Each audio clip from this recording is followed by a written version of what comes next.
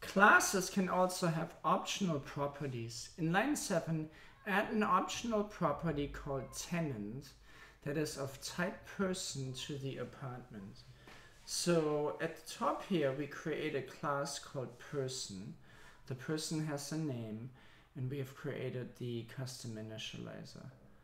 Now in line 5, we add a new class called apartment. We let the unit, so it has a constant called unit that's of type string, and then we want to add a new property called tenant,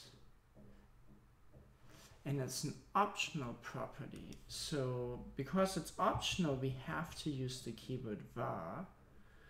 So var, and we want to say var tenant, and it is of type person.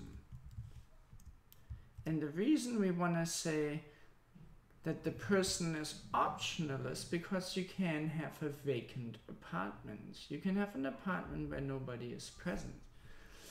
So then we add the initializer, and this is just a simple initializer for the unit. And we say self.unit equals unit, and then we can see when we create an instance of an apartment, we can create an apartment called unit 1a. And when we create this instance, this apartment 1, at that moment we don't have to add a tenant. That can be done later.